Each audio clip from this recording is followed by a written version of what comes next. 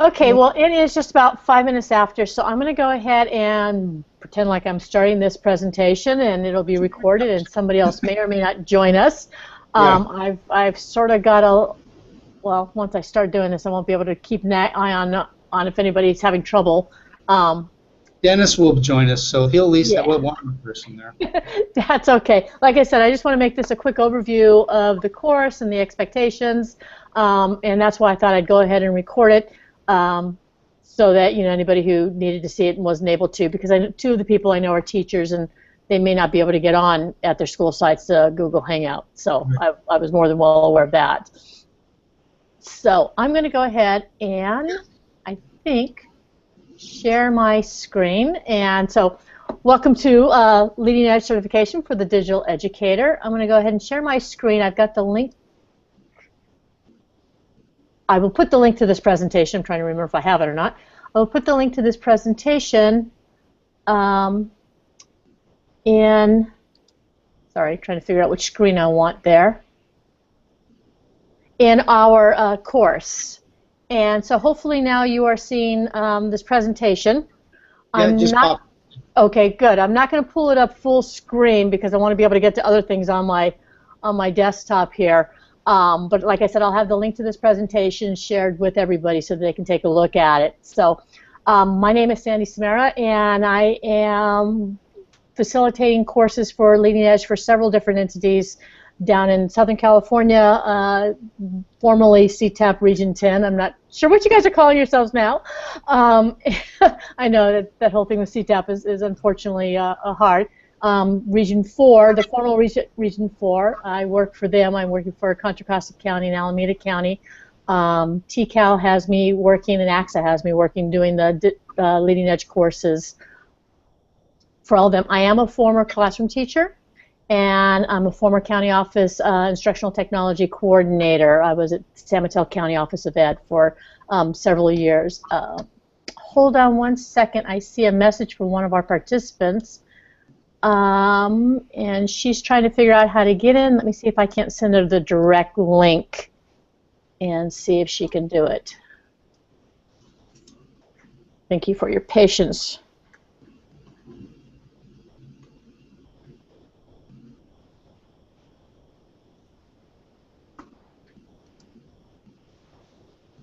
Oops.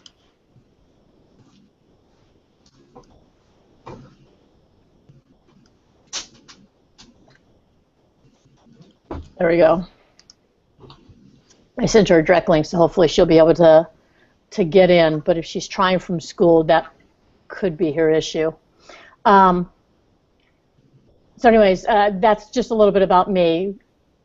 Leading Edge Alliance, you have to be an Alliance member in order to be able to present this training. And so Contra Costa, Q, it was all of CTAP, but now I know CTAP is separated out, so there are still some of those entities who were doing trainings for CTAP that are still involved, such as Los Angeles and Orange County and San Bernardino Riverside.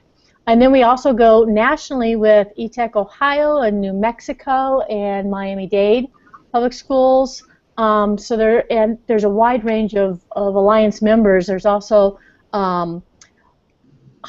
Institutes of Higher Ed, Lesley University, Fresno Pacific, to name two of them, and then some nonprofits such as INACL, ISD, and Q. A little bit about what we're going to do today. Basically, I'm going to go over what the Leading Edge certifications are, a little bit about the program objectives, what does it mean to be a digital educator, basically what this program is and what this program is not, some expectations and some timelines, and then I'll take you into the course just to make sure everybody knows how to navigate through the course. So we now have 4 certifications for Leading Edge.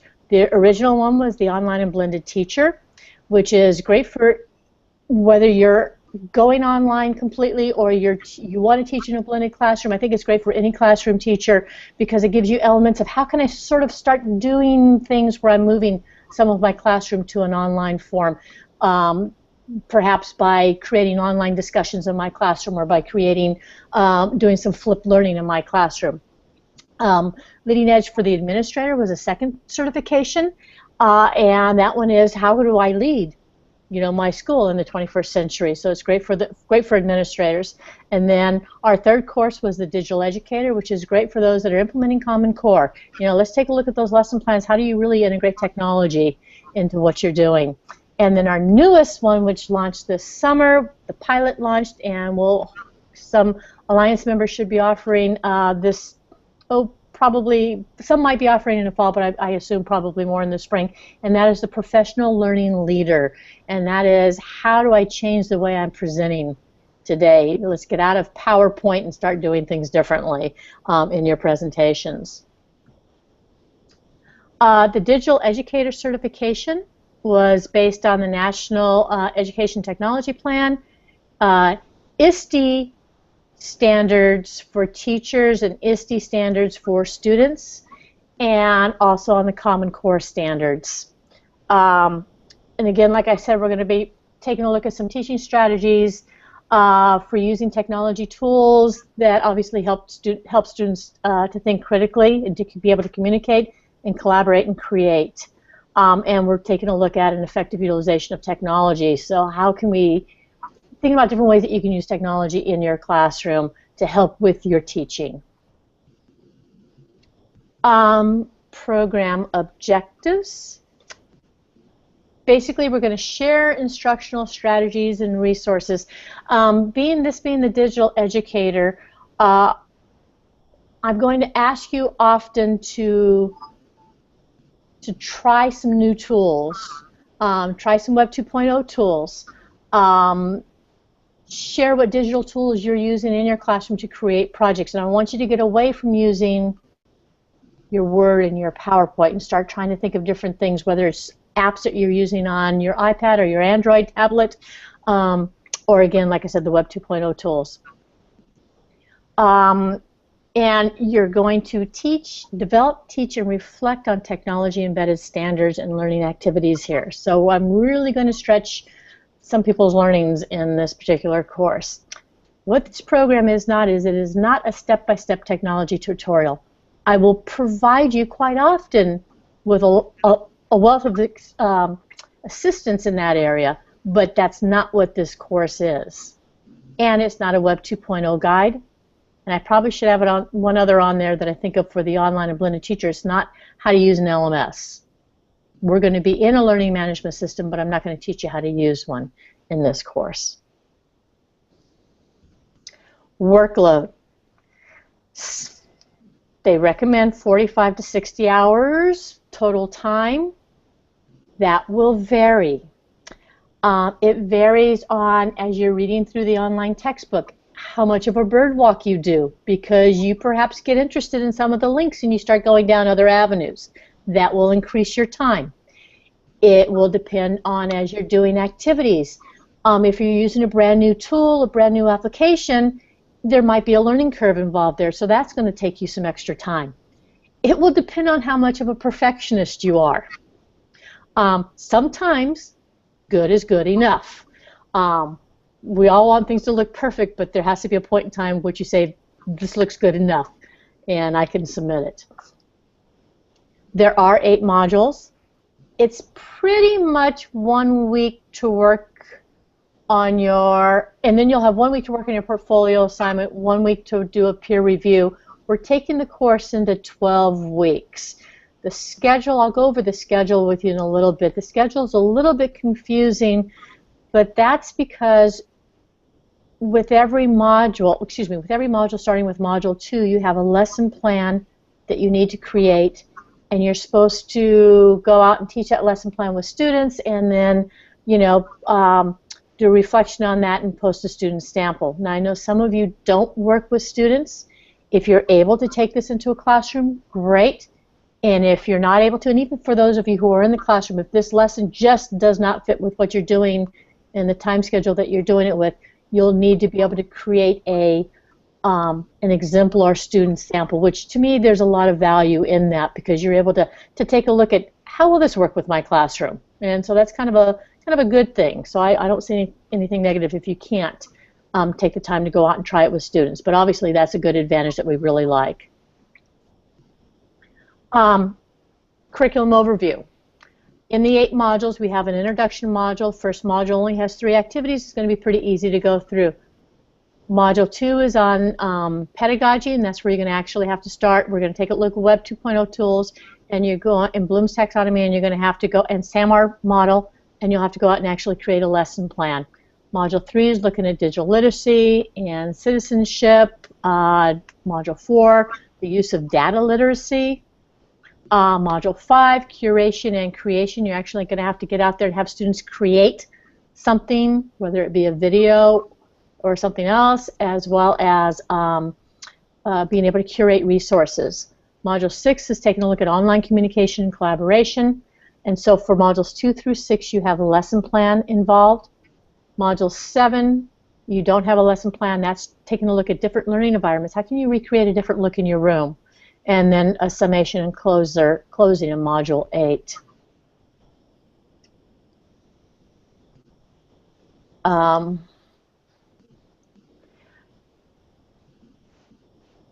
The content, every module follows the same sequence or pattern. You have some content to read, you have a discussion, then you have an activity, most of which will be Web 2.0 tool activities. Then you have a portfolio assignment, which is where you're going to write and teach a lesson and provide a student sample, and that again is only modules 2 through 6. And then you have a reflection on your learnings for that module. So that's pretty much the work that you're going to be doing within a week. I'm going to have all modules begin on a Tuesday and close on a Monday. And the reason why I'm having sort of that awkward schedule there is, in the past, I've noticed most people seem to wait for the weekend because that's when they have time to do their work, and then all of a sudden something happens and they can't quite get it done. They've got a question, they're confused. This will give you, if it's due on Monday, you'll have time to make sure you can connect with me, because I will always be available on Monday to be able to answer any questions. I'm usually available on the weekends also, but you can definitely find me sitting at my desk on a Monday if you have a quick question and you just can't figure out how to do something. And so I'm making all assignments due on Mondays as far as discussions, web activities, the discussion of web activities. For the modules that have a lesson plan, I'm having the lesson plan, I'm giving you almost 2 weeks. I think it comes out to be like a little over 10 days to do the lesson plan part. So instead of that being due on the following Monday, I'm giving you until Saturday of the following week to finish that out. And like I said, I have a schedule with dates and timelines that I'm going to post out to you later, or to show you later so you understand that. But I wanted to give people a little extra time to do that lesson plan. And because of that, I'm having the reflection due on that same Saturday, because it's hard to write a reflection if you haven't completed the whole module.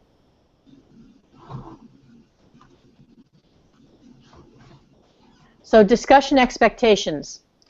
Every discussion, that's where we build community in an online environment. And we're doing this completely online, even though some of you may be close to each other. But we're doing this completely online. And so in order to be able to build community here in this online format that we have, you have discussions every module.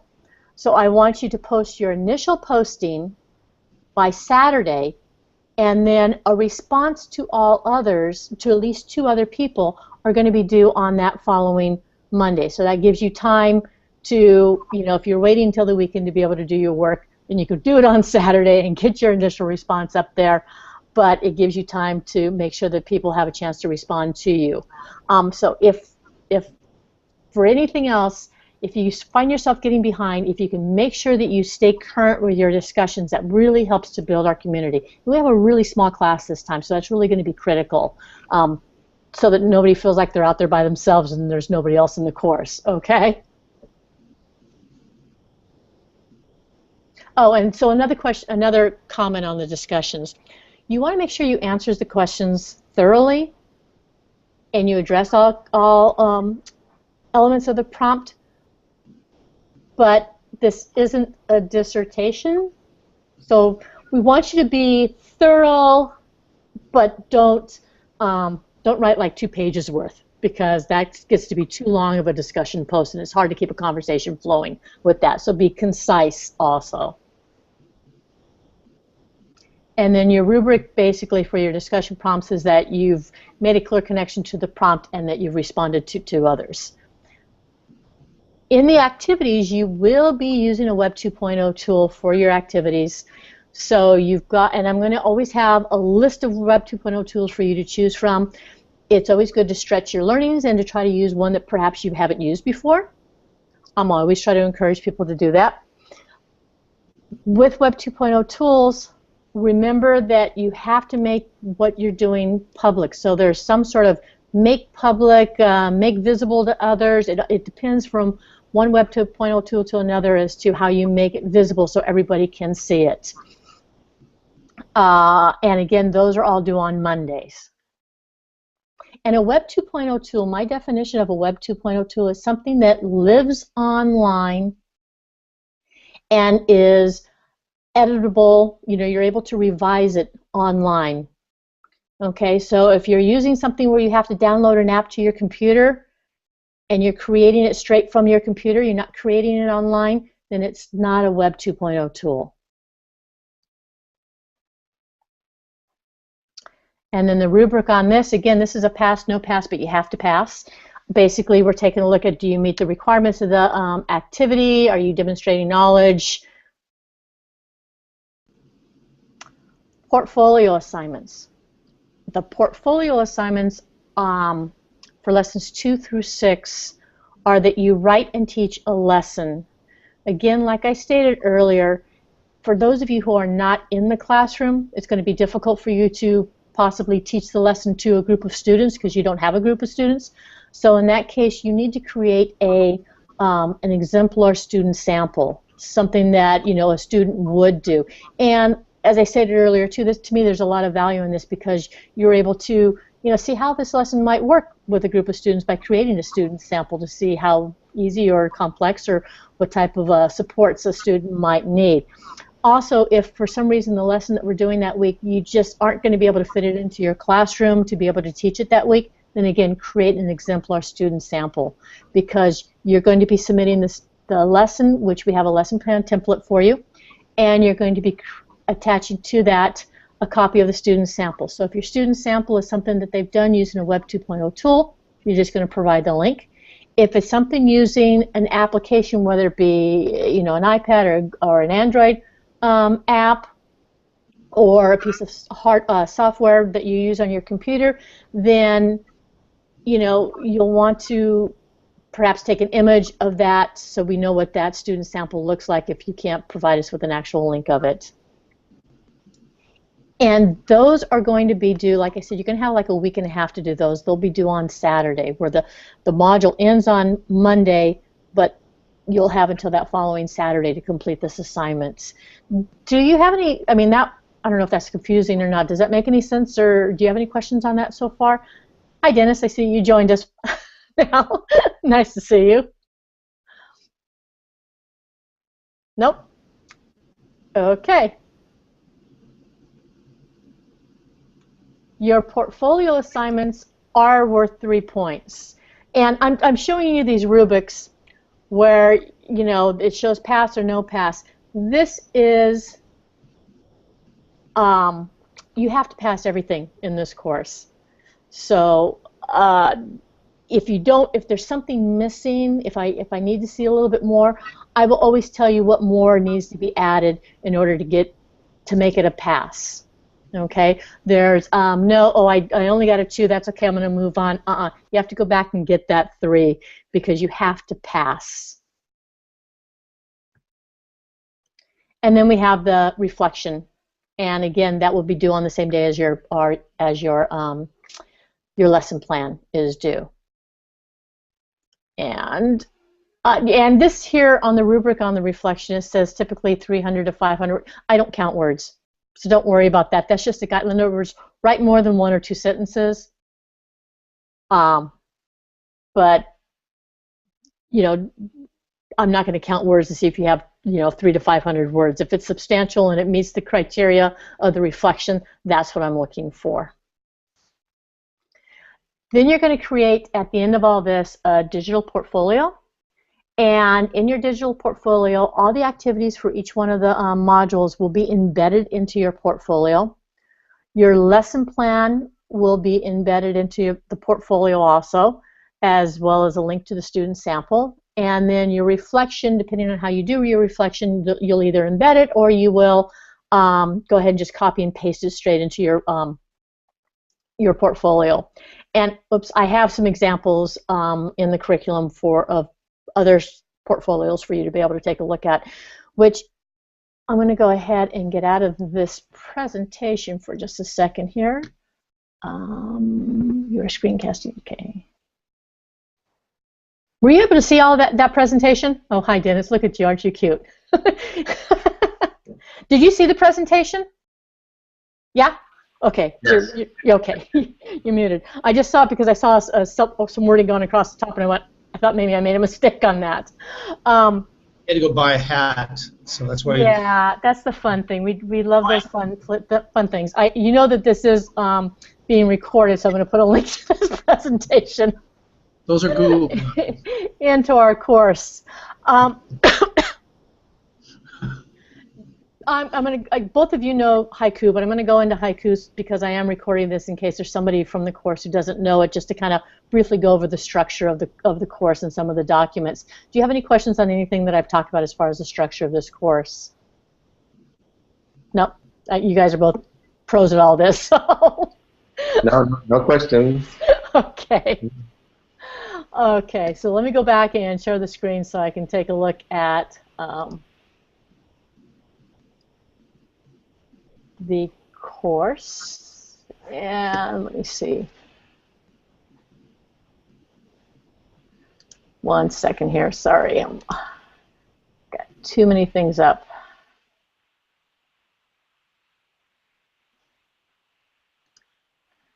Okay, there it is. That one.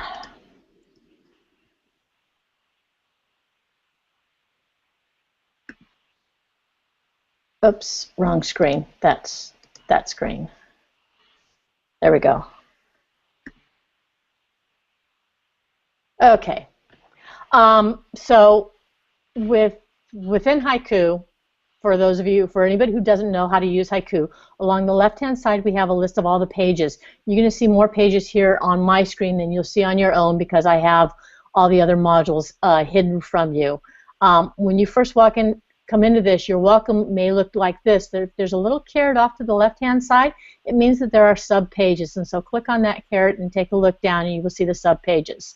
I know 4 of you have found those sub-pages because I saw your links to your Pinterest, which was really nice to see. There is a course syllabus here. I am not going to go over the course syllabus. Pretty much a lot of what I went through with the presentation kind of goes over a lot of this. But the course syllabus is there for you to take a look at. However, I will go over the assignment checklist and timeline. On the assignment checklist, it shows you all the due dates for everything that we have in this course. And so like module 1, only has 3 activities. You have a discussion, and the initial response is due by this Saturday, and then a response to at least 2 others is due on Monday. Okay? And then you have a digital presence, which is an activity, and that is due on Monday, and a reflection, which is due on Monday also of next week. And then when you take a look at modules 2 through 6 going on down, you'll notice that there are 4 assignments for each one of those modules. Again, the discussion is first, and the initial response is due on the Saturday, the response to others due on Monday, your activity is due on Monday, but then your lesson plan, I've given you extended time. The next module is going to start on Tuesday, but I'm giving you extended time to get the lesson plan completed because that seems to be take a little bit more time for most people, and especially if there are those who are actually teaching in the classroom. I felt that they were going to need a little extra time possibly, and so this is a new way of doing a schedule that I haven't done before, so we'll see how it works out. But like I said, I wanted to make sure people had extended time to be able to get their lesson plans done. And so that is due, you know, a week and a half later, along with the reflection. And then you'll notice, though, that also on that same Saturday is the initial post for Module 3, because Module 3 started on that Tuesday. Okay? So you're going to have to play. It doesn't mean you have to wait till Saturday to get it turned in, but I'm giving you till Saturday to get it turned in to make sure that you have enough time. And going all the way straight down, and the very end of this, we have our final portfolio, which is in a Google site. So anybody whose school or school district is using Google for they have the Google for Education, and your email and everything, and you have Google at your school site, check to see that you have access to Google Sites. We have found in several of the courses people go through, they're using their regular Google email or their email account that's tied to their Google account for school, and then they get to the very end of this course and the portfolio is done in a Google site, and they find out that their district has blocked Google Sites.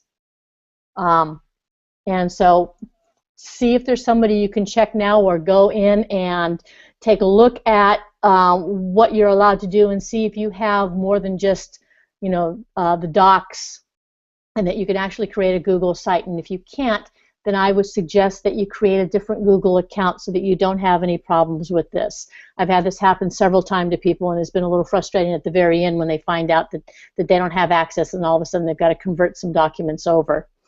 Also make sure that you're able to share your Google Docs outside of your school district. That's been another problem that people have had in the past.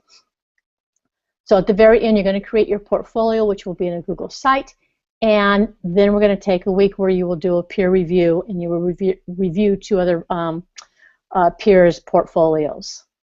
Okay, so that's our schedule here. In the first module, this is the way all modules will be set up. At the very top, I will have, you know, something about the module, which basically is in the curriculum too, and all the assignments that you'll have. We'll have the objectives, and we'll have a link to the textbook. So we've been in Haiku. This is our learning management system. This is where we do all of our work. This is where we post all of our work for others to take a look at. However, all the curriculum is outside of this, and it's in what we call our online textbook. So if I click right here on this link, it's going to take me to a, oops, what did I do? I clicked on the wrong thing. Oh no, I'm sorry. I was working on Digital Educator. I was working on online blended learning and thought the textbook was wrong. It'll take you to the textbook. This is the textbook. The textbook is created in a site called Weebly. And so across the top you can see all the different modules, and they have a little drop-down menu. So here I'm on Module 1, which that link brought me to, and I can read the information here, look at the videos here, see the objectives here, and then I go up to the top and I go down to the discussion. That'll take me to the next page. Again, I've got information to read, I've got videos to view, I've got links of resources to go and take a look at, and again, this is where that time can be extended on how long it takes you to go through the course as you get too interested in some of the links that we send you to. And then I go down and I've got my discussion down here, and it tells me what my discussion is. It shows me the rubric. So here's the first thing we need to do. When I'm in the curriculum and when I'm in the textbook, I can't do anything here. It has all the information for me, but I need to go back to my learning management system, which is Haiku. So when I go back to Haiku, I come down here and I see here is discussion 1. And the same information will be written here. Sometimes I'll add additional information to help guide you or to help clarify what you're being asked to do. And then you'll click on the link here, and it will take you into where you're going to actually create your post. You just click on New Post or Create Post, and you type. So if I click here, I give it a heading, and I'm just doing a test. and I type here, and then I make sure that and this is not going to show it to me. Oh, yeah, it's showing on yours, it's not showing on mine. Then you click post. Caution. Click post and make sure you wait until it's posted. If you move off this page too quickly, you will lose your post because it will not have whatever it's called set in. You may lose your post. Another caution that I tell people is I will usually compose my posts offline, or what I call offline. I'll open up a Word doc and I'll write on a Word doc, or I'll open up a Google doc and I'll type on a Google doc, and then I will copy and paste it into here. That way, if there's a hiccup in my connection and I lose connection, I won't have lost this lengthy post that I've already started writing on. Or should I need to walk away, or I click off to go someplace else, I won't have lost what I have. So it's just a best practice that I use is I always compose elsewhere and then I copy and paste into here so that I don't lose my work. I'm going to click out of that.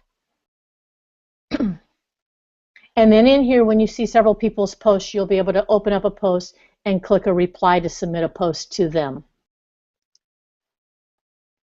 Okay? All activities will be done in what's called a Haiku Wiki project. And so again, I've got the basic information here for you. I will always have a link to outside resources. And the link will be here and the link will be off to the side too. And when I click on either place, the link to the outside resources, it will be resources that are relevant to that module. So in 1.b, you're actually creating a digital presence, and we ask you to do it in Voki, so I've got some information about Voki here. But I also have some information about if you choose an alternative path for that. I'm trying to collect samples so that you can see what other students have done also, and then I may have additional resources for you. And depending on what the module is, I will have a list of different types of resources that may help you go through this particular module that you're on. Going back into Haiku, because this is a wiki project, I click on wiki projects. I have the information there again, and then your name will be seen here, and you basically click on your name, and Dennis, I'm going to click on your name if that's okay. And what did it do? Oh, I think they've changed this since the last time I did it. Why are people always changing things? All I do is I go ahead and I hit begin. I'm seeing if I can do that. There you go. I hit begin, and what you're going to want to do is you're going to want to add content block. So I'm doing a Voki on this one. So I'm going to hit a content block. You can create a web link. You can create text on page. You can embed straight from the web. Whatever you want to do with how you, and you can put several different elements on your page, just like I've done on the curriculum page for you. Okay? So it's something that you need to sort of play with. I do have a link to a help, Haiku help. Let me see, right here. Here's a link to a video from Haiku that will help you through that. All activities, I want you to place a link to it, embed it, and then a lot of times it tells you to do something else, some text that you want to write there. So here you're going to state why creating a short little sentence about why creating a digital presence is essential for educators. Okay, so I try to make the directions as clear as possible, but please let me know if it's confusing at any point in time, and I will help to clarify, because if you're having problems, somebody else is probably having problem also. And then last is the reflection. And I've created this in a discussion forum also. The reason I use discussion forums and not an assignment is because I want things to be transparent to everybody. I think we learn by reading what other people have posted. And so the reflection is not a personal thing that you're sending to me. You're sending it out to everybody so everybody can see it. Because when it goes on your portfolio, it's going to be there for everybody. So. And you don't have to, because it's done in a discussion forum, it doesn't mean you have to reply to everybody, because it is just a reflection. I often find people replying because they're interested in what somebody has to say, but there is no requirement to reply in the reflection. Okay? I'm going to go down here to Module 2, which you don't have access to, just to show you the other element, which is the lesson plan. The lesson plan I have in a discussion forum also, but basically we have a link to the lesson plan template that you're going to be using, and all you do is just click use this link. It's in the upper left-hand corner, and this is the template that you're going to be using for all of your lesson plans. So you might go ahead and just click it once and make one for every module, 2 through 6. It starts off with title at the top. I would like to ask you to, at the very top, to like put your name up there. That way, when I open one up, I'll know if when I wind up with 3 and 4 of them opened up at one time, I can know which lesson plan belongs to each individual.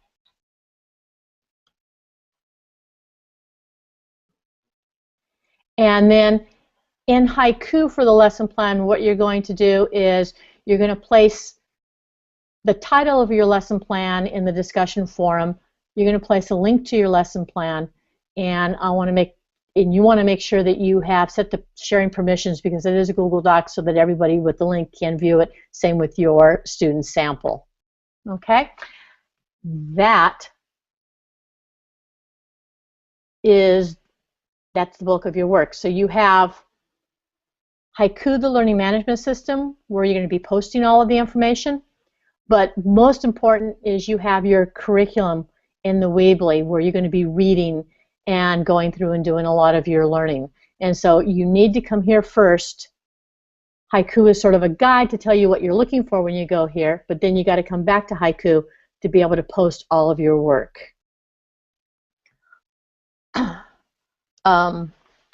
I also, over on the side, I added a calendar for each one of the modules, but Haiku is kind of funny on the calendars. The discussions always have an opening. You can use it from this starting date to that ending date. And so what happens is the starting date is the day the module opens, but that's not the date it's due. So I went in and I actually added events to show when your initial post is due and when your response to others is due in the calendar. So you can look at it from the side, or you can go up to calendar and you can look at the calendar full screen, where it will show it to you also. And let me go ahead and move on to the next month, because has more. So everything that's due is on there. Pretty much anything that you see on a Tuesday, that means the module opened, and that's just kind of the way that it shows it there for discussions, lessons, and reflections. That's actually the opening date, especially if you hover over and you see opens at 1 a.m. That nothing's due on that day. It's just showing you your module opens that day. Here you have when things are due. The initial post is due, your lesson plan is due, your reflections due, and then on Mondays, your response to 2 others, module 1, your reflection and your activity are due, but generally it's the response to 2 others and your activity that are due on Mondays. Okay? I'm going to stop sharing my screen. I just went through, I threw just sort of a lot out at you there. But that's because there's so many people who I knew wouldn't be able to join us in this, and hopefully it will give them a quick overview. Do the 2 of you have any questions on any of this, or have anything that might be help with clarity for others who didn't get to join? I think it looks good, Sandy. It's very well organized. That's the hard part. Hopefully it's well organized for you. Like I said, if you ever see any mistakes whatsoever, please let me know so I can get them corrected right away. And the other thing that I want to say, this is basically to the general group who will be in the course. If you're working on an activity or a lesson plan or anything within the course and you're having problems, you can't get it figured out, do not spend more than 20 minutes trying to figure it out. Set it aside, send me an email, say I'm working on my module 2 point B activity, and I'm using Voki, and I can't figure out how to find the embed code, or whatever it is you're trying to do. Send me that quick message so that I can take a look at it, and maybe you're working on this on Monday and it's due on Monday. Don't worry about it. It's okay. just tell me you're having a problem. I'll get to you as soon as I can, and I'll hopefully be able to. A lot of times it's a really, really simple, oops, you forgot to do this type of thing. I don't want people, I've had so many times that people have done this, they've worked for hours trying to get the smallest of thing to work when you had it. You know, or, oh, you forgot to do this one little thing and that's why you couldn't go past it. Don't spend that kind of time. That's frustrating. You're going to be frustrated with the course, and you're going to be frustrated with me, and I don't want anybody to give up, okay? So set it aside, email me. Sometimes you get back into it after you set it aside and you go, oh, duh, this is what I didn't do, you know? So just don't spend hours upon hours taking a look at one small little thing. Set it aside, email me, let me know about it, and I'll help you out. I don't care about the due date, okay? I mean, I care, but I don't care. And also, I set the activities with the due date, and I usually don't do this in Haiku. If you find that it closes for you and you can't get into it, please email me right away and let me know so that I can open it back up for people. I work with so many different learning management systems. I don't remember exactly how Haiku handles that, and I don't mean to close anything out on you. It's due on that date, but I don't want it to be closed to you. I want it to be open. So let me know if it does close you out of it altogether. Okay? Any questions? All right. We've got only 6 of you. It's a small group. So just like I said, have fun on the learning journey. It is a lot of work. I will not soft pedal that one. There's a lot of work that needs to be done, but most everybody finds it really rewarding and really exciting. So I hope you do too. Okay? Great, looking forward to I'm available all the time. All right? I will host, I forgot to say this, I will host a Google Hangout several times.